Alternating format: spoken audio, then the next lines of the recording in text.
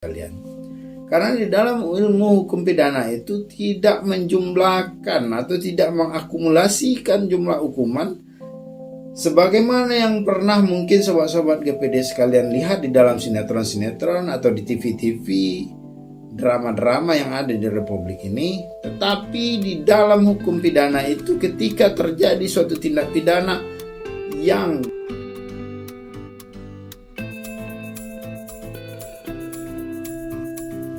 Assalamualaikum warahmatullahi wabarakatuh. Alhamdulillahirabbil alamin. Wassalatu wassalamu ala asyrafil anbiya'i wal mursalin wa ala alihi washabihi ajmain. Asyhadu an la ilaha illallah wa la syarika lah, asyhadu anna Muhammadan abduhu wa rasuluhu la nabiyya ba'dahu. Pertama, marilah kita mengucapkan puji dan syukur kehadirat Allah Subhanahu wa taala karena berkat limpahan nikmat dan karunia beliau kita masih bisa menjalankan kehidupan sehari-hari dalam bekerja, menafkahi keluarga, menjalankan kewajiban dan lain sebagainya. Dan yang paling harus kita syukuri adalah nikmat iman dan Islam yang sudah ditanamkan di dada kita oleh Allah Subhanahu wa taala. Mudah-mudahan nikmat iman dan Islam tersebut selalu diistiqomahkan di dalam dada kita sehingga di akhir hayat kelak kita bisa pulang ke rahmatullah dalam keadaan husnul khotimah dan memperoleh surga jannatul naim. Amin ya rabbal alamin. Selamat beriring salam tidak bosan-bosannya kita sampaikan atau kita kirimkan kepada junjungan alam Nabi besar Muhammad sallallahu alaihi wasallam dengan mengucapkan Allahumma salli ala Sayyidina Muhammad wa ala ali Sayyidina Muhammad.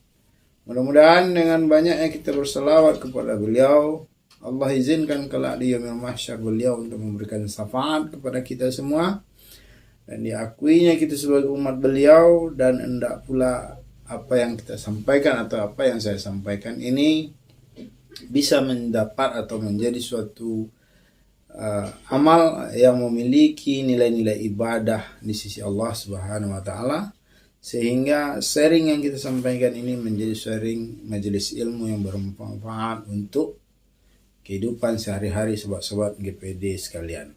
Nah, bertemu lagi kita di dalam channel kesayangan Anda, sobat GPD sekalian, dari dimanapun Anda berada. Saya dari sini di Pekanbaru, kota Pekanbaru di mana saya tinggal, selalu mendoakan mudah-mudahan sobat-sobat sekalian selalu dilimpahkan dengan nikmat dan karunia, selalu diberikan kesehatan sehingga bisa menjalankan aktivitas sobat-sobat sehari-hari, termasuk salah satu aktivitasnya adalah dalam kerangka mencari ilmu pengetahuan, baik itu ilmu dunia maupun ilmu akhirat. Nah, salah satu ilmu dunia yang disajikan dalam channel ini adalah ilmu tentang ilmu hukum. Nah, tidak banyak yang bisa mendapatkan kesempatan yang pasti untuk belajar ilmu hukum secara formal di bangku kuliah. Namun demikian,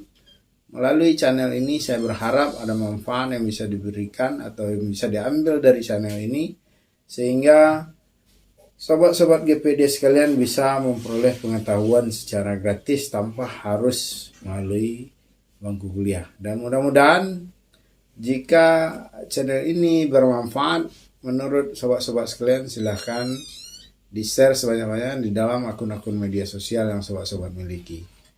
Dan juga ilmu itu perlu saya sampaikan tidak datang dengan sendirinya seperti Allah mewahyukan perintah atau syariat kepada para nabi-nabinya. Tetapi ilmu itu harus kita ikhtiar. Nah, ikhtiar itu salah satunya dalam bentuk apa? Kita belajar. Belajar sekarang banyak metode pembelajaran. Bisa dengan membaca buku seperti ini misalnya, sobat-sobat sekalian. Ini kebetulan buku yang saya tulis sendiri. Jika sobat-sobat sekalian berkenan atau berkeinginan untuk memiliki buku ini, sobat-sobat bisa datang ke toko-toko buku di kota di mana sobat-sobat sekalian tinggal. Nah, salah satu toko buku yang bekerja sama dengan Kencana secara nasional adalah Gramedia. Maka seluruh Gramedia di Indonesia ada menjual buku yang saya tulis ini. Judul buku ini adalah Arbitrase dalam Sistem Hukum Indonesia. Nah, ini adalah salah satu ilmu hukum, ilmu dunia yang mungkin bisa dengan menguasai ilmu dunia ini, sobat-sobat sekalian bisa mencari ilmu akhirat. Nah, dan terhadap ilmu akhirat, channel saya juga tidak ketinggalan. Walaupun yang diambil atau yang disampaikan di dalam channel ini adalah ceramah-ceramah atau pengajian-pengajian yang saya ikuti secara langsung, tetapi tidak saya yang menyampaikan, tetapi ustadz-ustadz yang menyampaikan, saya record, terus saya sharing di dalam channel ini. Dan mudah-mudahan ini juga bermanfaat untuk teman-teman atau sobat-sobat GVD sekalian. Nah, mengawali perjumpaan kita pada kali ini, memang saya sudah agak cukup lama tidak mengupdate video terbaru tentang ilmu hukum, karena memang ada beberapa kesibukan pekerjaan yang harus saya laksanakan, dan juga saya sedang menempuh pendidikan doktoral atau S3 dalam bidang ilmu hukum. Nah, sehingga hal ini juga banyak menyita waktu, sehingga akibat dari itu semua video-video pembelajaran belum sempat saya bikin atau saya buat. Nah, inilah salah satu kesempatan yang ada pada saat ini, waktu yang agak luang, walaupun dalam pengambilan video ini sudah agak larut malam, tetapi demi pemberian pelajaran atau pembelajaran ilmu hukum kepada sobat-sobat sekalian, saya luangkan sedikit waktu. Terakhir yang saya bahas dalam video pembelajaran adalah dalneming atau dalneming yang dikenal dalam hukum pidana sebagai penyertaan. Nah, dalam video pembelajaran kali ini kita akan membahas tentang perbarengan. Apa itu perbarengan di dalam hukum pidana?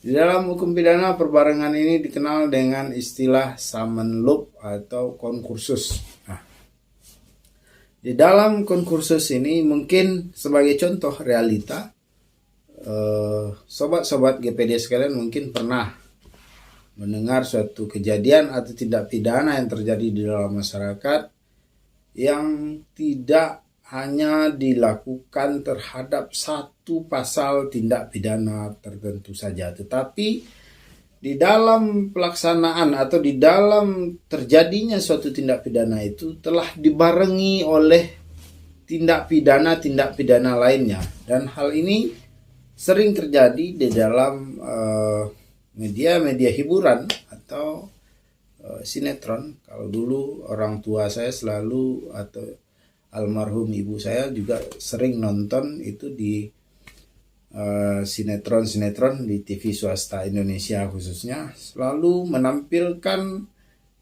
suatu proses hukum yang tidak sebagaimana mesti yang ada di dalam ilmu hukum, yang ada di dalam yang pernah kita pelajari atau yang pernah saya pelajari tentunya.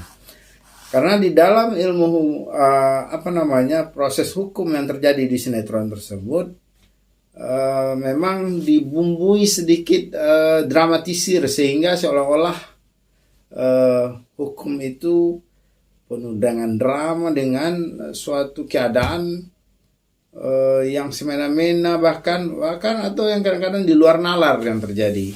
Nah, sebenarnya hal-hal seperti ini menurut saya sebagai seorang praktisi hukum, seorang yang belajar ilmu hukum, sampai hari ini saya masih belajar, maka saya kuliah di S3 untuk mempelajari ilmu hukum. Hal-hal ini termasuk bagian daripada seperti pembodohan kepada masyarakat. Karena di situ contohnya ketika terjadi suatu pelanggaran tindak pidana yang dibarengi oleh tindak pidana lainnya, di situ yang seolah-olah bertindak sebagai seorang lawyer atau seorang hakimnya dalam memeriksa dan mengadili perkara itu menjumlahkan pasal. Misal contoh seperti ketika terjadi pencurian atau perampokan di suatu rumah, maka yang dilakukan di dalam pasal yang disangkakan kepada si pelaku adalah pasal pencurian 362. Nah, ketika misalnya di dalam memasuki rumah atau pencurian tersebut, ternyata ada seorang perempuan yang mungkin dalam keadaan tertidur mengundang nafsu birahi dari pada pelaku ini, sehingga setelah selesai melakukan pencurian atau sebelum selesai melakukan pencurian, dia terlebih dahulu melakukan suatu perbuatan asusila, misalnya memperkosa si perempuan itu tadi. Nah, artinya sudah ada dua pasal yang akan disangkakan, pasal pencurian dan pasal pemerkosaan. Ternyata di dalam melakukan pemerkosaan ini, si perempuan yang korban dari tindak pidana pemerkosaan ini terbangun dari tidurnya, dan ini tentunya akan berpotensi kepada kegagalan yang terjadi terhadap proses pencurian atau perampokan yang dilakukan oleh pelaku tersebut. Nah, ketika si korban ini terbangun, maka dengan spontan si pelaku ini melakukan suatu tindak pidana pembunuhan di situ. Nah, artinya sudah ada 3 pasal yang disangkakan. Nah, bagaimana jika terjadi 3 pasal seperti di dalam tindak pidana ini? Apakah jumlah pasal ancaman hukum yang ada di dalam pasal pencurian, pasal pemerkosaan, dan pasal pembunuhan ini dijumlahkan keseluruhannya, lalu ditimpakan kepada seorang pencuri atau pelaku tindak pidana tersebut? Nah, ini yang perlu menjadi perhatian dari sobat-sobat sekalian.